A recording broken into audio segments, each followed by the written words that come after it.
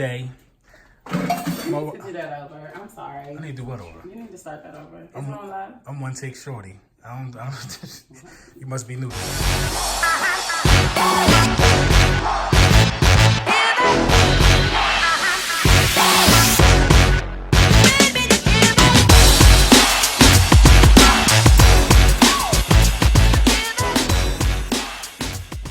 Yo, Lil Brunson back at you with the back at you, and I am the best reporting on the Eagles.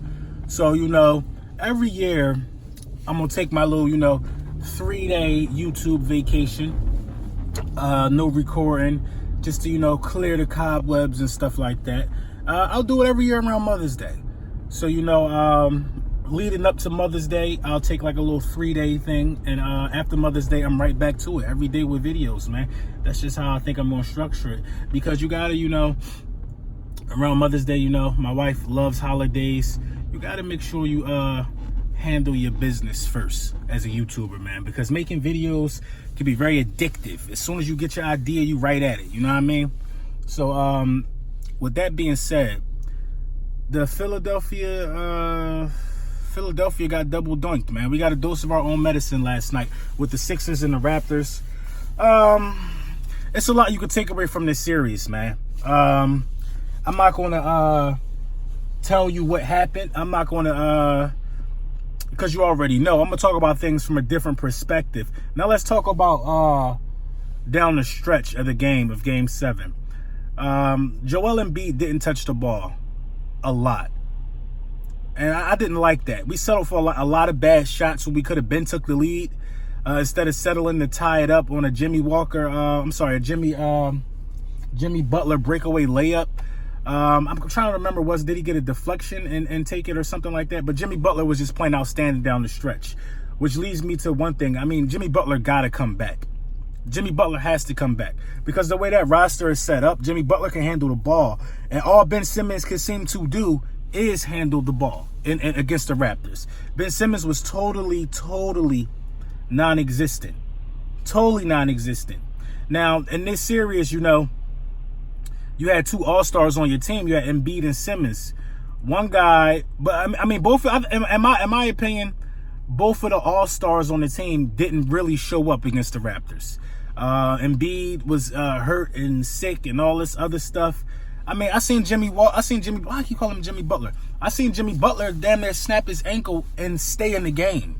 You know what I mean? Didn't cry about it. Went to the bench frustrated and stayed in the game though. So I just don't know if I'm here for these type of excuses from a pro athlete. I just don't know if I'm here for those excuses, man. And quite frankly, I think that he could have stepped up. He could have been more aggressive. He was settling in the first half of that game. Way too many jump shots. I know some were going in and some they were in and out for the most part. But he settled a lot. He settled, man. And, I think it's a priority. You got to max Jimmy out. And I think you got to give Tobias a nice contract, because I think they played well in the playoffs, period.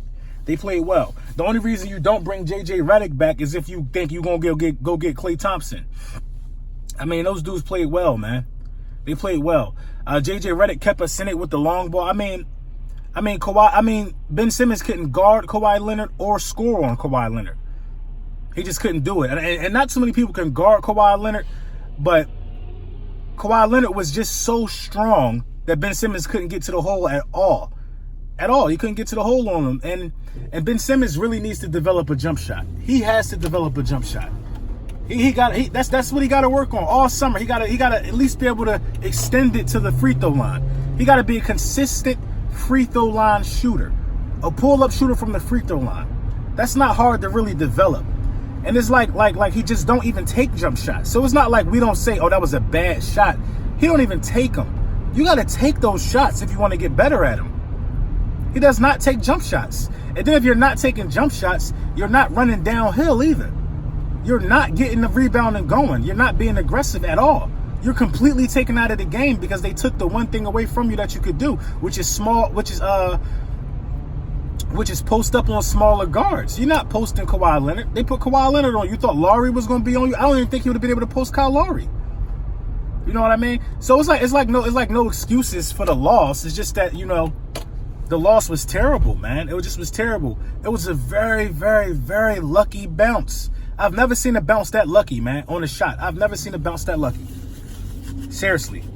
I have not seen a bounce that lucky. You know what I mean? Oh, Jimmy Butler scored when Kawhi missed the free throw, and we was able to get out and go. But I just never seen a bounce that lucky, man. Jimmy Butler was superb down the stretch, man. Superb, man. Ben Simmons was just like for real. I think we would have got more out of McConnell, man. We would have got more out of McConnell. Why I keep butchering these dudes' names like I don't watch every damn Sixers game? We would have got more out of McConnell, man. He can handle the ball. He can extend the play to at least shoot a jump shot to make the defense have to think about how they gonna guard you. We would have got more, man. He didn't get no minutes all playoffs, which is weird to me. You know what I mean? Which is weird to me, man. We would have got more out of him in that situation.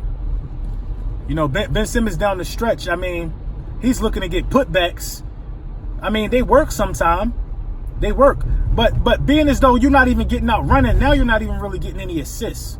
And you're a passing point guard. But you got to run. You got to get in transition. And that's not what we did, man. We didn't lay down. We fought to the bitter end.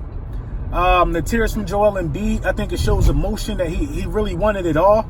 But, you know, he was sick or whatever stuff he was going through for both series.